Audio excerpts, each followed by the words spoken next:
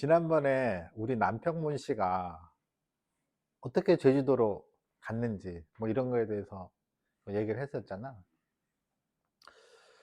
그러니까 우리가 제주도에 간 지가 800년이 넘었어.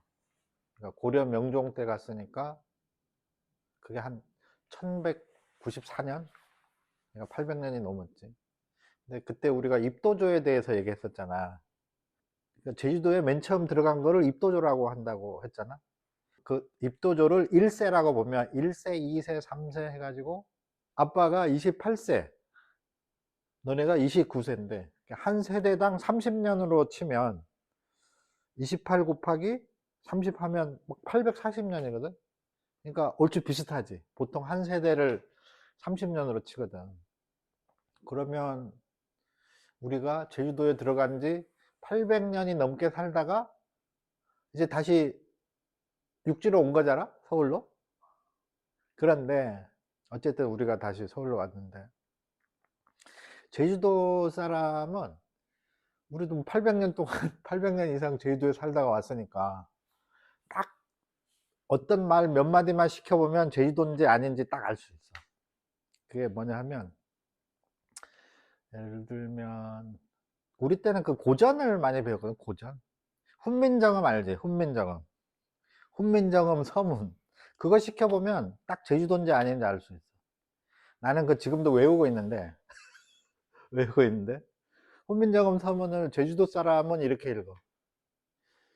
어, 나란 말씀이 중국에 달아 문자와로 서로 소멋띠 아니 홀세 이런 전초로 어린 백성이 니르고자 홀빼 이셔도 못 참네 제 뜻을 실어 펴지 못할 놈이 하니라. 제주 사람이 이렇게 있거든.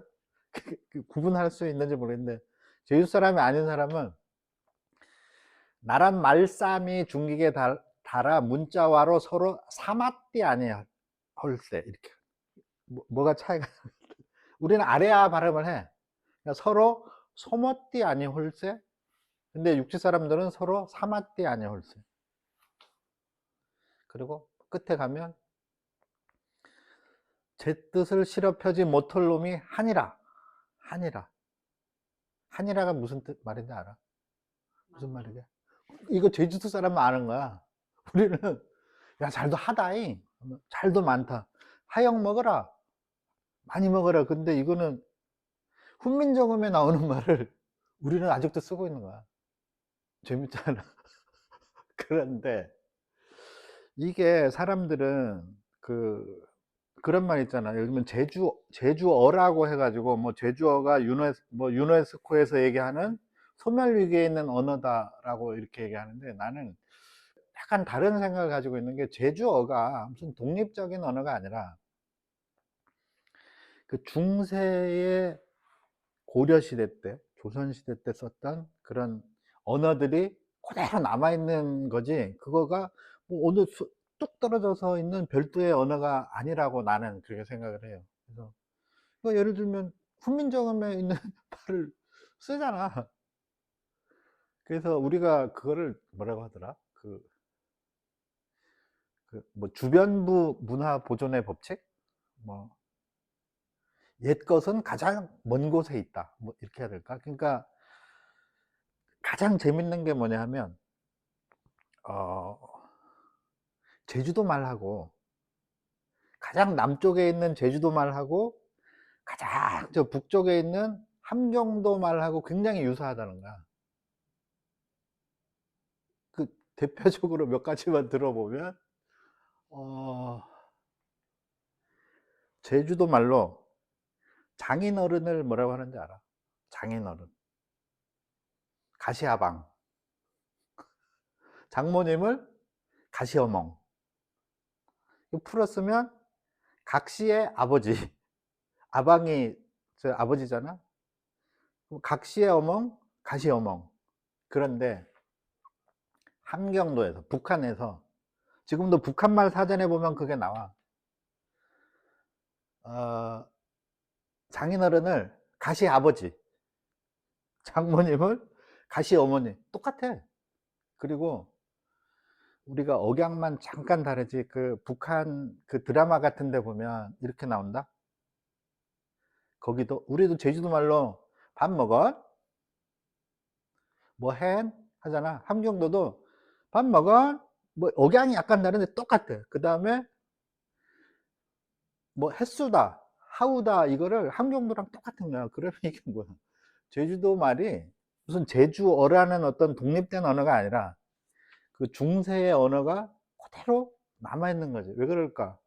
그 육지에서는 그 말이 막 빠르게 변하니까 없어지지만 이 고립된 제주도라는 고립된 섬, 그 다음에 함경도도 굉장히 외진되잖아, 북쪽에.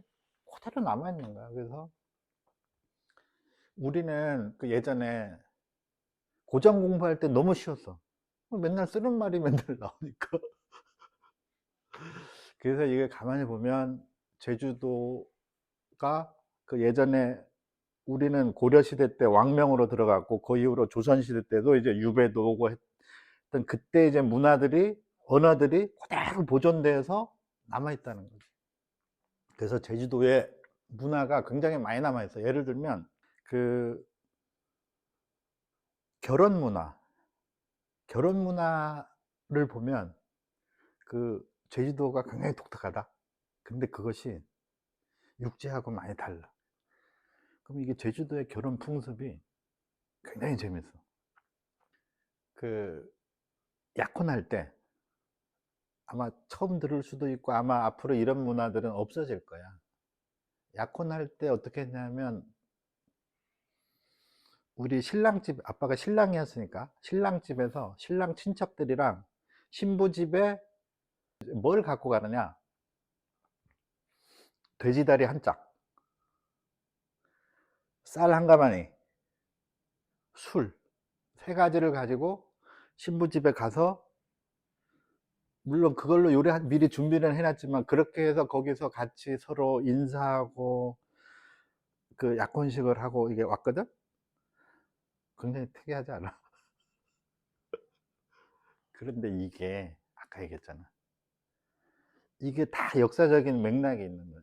이거는 육지에는 아마 이런 풍습이 없는 것 같아. 근데 나도 원래는 제주도에서는 이렇게 한다고 해서 딱 했는데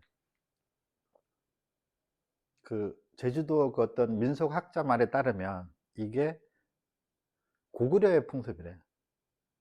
그러니까 고구려 그 기록에 보면 고구려에서는 약혼식 때 신랑이 신부집에 술과 돼지를 보내. 이거는 그 역사 기록에도 나오는 얘기인데 그거는 뭐냐?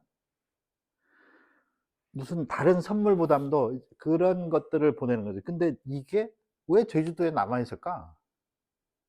그 역사학자 말에 따르면 그 제주고시 있잖아. 제주고시. 우리 입도자 할아버지가 제주도에 딱 가가지고 고씨 집안이랑 결혼을 하잖아.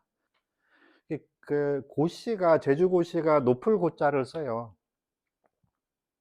그게 그래서 그 고구려 계통이 내려와서 했다는 그런 그 주장들이 있어.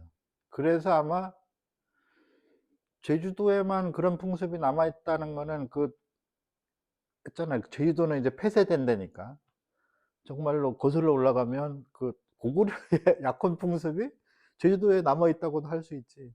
모든 집안이 그랬던 그러지 않았을 수도 있어. 근데 우리 집안은 어른들이 약혼식 때 그렇게 해야 된다. 그래 갖고 그렇게 해서 거기 가서 약혼식을 하고 왔지. 왔고. 그다음에 결혼식을 하잖아. 야, 결혼식은 제주도 결혼식은 굉장히 재미있어요.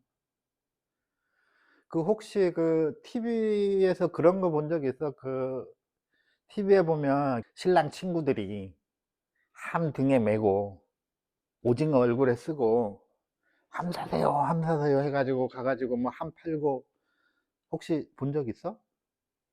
그런 거 보면은 굉장히 많이 나와. 그런데 조금 이따가 얘기할 텐데 제주도에서는 그렇게 안 해. 아니 함이라는 게 굉장히 그 중요한 거거든. 그거를 무슨 돈 주고 팔아.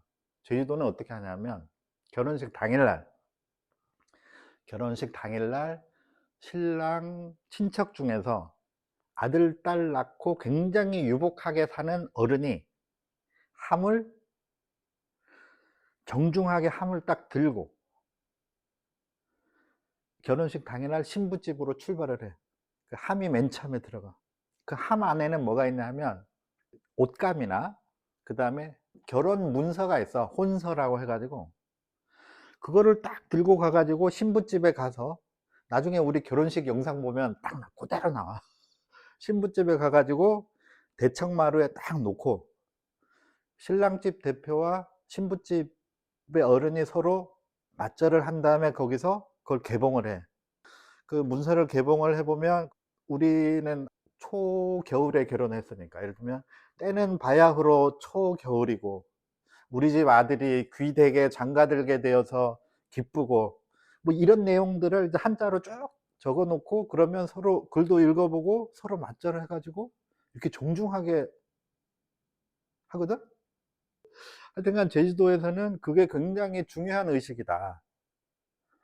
굉장히 예의 바르게 해야 되는 건데 육지에서는 육지에서도 보면 그런 식으로 함을 팔고 하는 게 언제 생긴 풍습인지도 모른대. 그러니까 그런 거를 TV 같은 데서 재밌다고 해 주니까 마치 그게 정말 우리나라 전통 풍습인 것처럼 하는데 그 우리 전통 의례를 알려주는 예를 들면 성균관 같은 데서도 그런 풍습은 도대체 국적불명의 알 수도 없는 풍습이래. 제주도는 그 문화 보존의 법칙에 의해서 옛날 문화가 그대로 그 남아있는 거예요. 그리고 그 통과가 되잖아? 그게 혼서가 서로 상호 간에 딱 통과가 돼. 그러면 신랑 행렬이 밖에서 대기하고 있다가 들어가. 근데 이제 제주도는 결혼할 때 신랑 친구들이나 그다음에 친척들이 다 휴가 내야 돼. 왜냐면 하루 종일 걸리니까. 그 아까 아침부터 시작해 가지고 신부집으로 함을 들고 가지. 그다음에 거기서 아침 식사를 해요. 아침 식사를 하고 그게 끝나면 그때야 신부집에서 신부를 데리고 결혼식장으로 가. 옛날 그 전통 그 혼인 예법에 있는 거야. 그거를 친영 직접 그 신부를 맞이해 온다라는 뜻의 친영이라고 하는데 그대로 하는 거지. 그러니까 제주도는 풍습이 그대로 남아 있는 거야. 그다음에 갈 때도 제주도는 신랑을 따라가는 사람을 그 우시라 그러거든. 우시. 신랑 친가 쪽 한 4명 정도.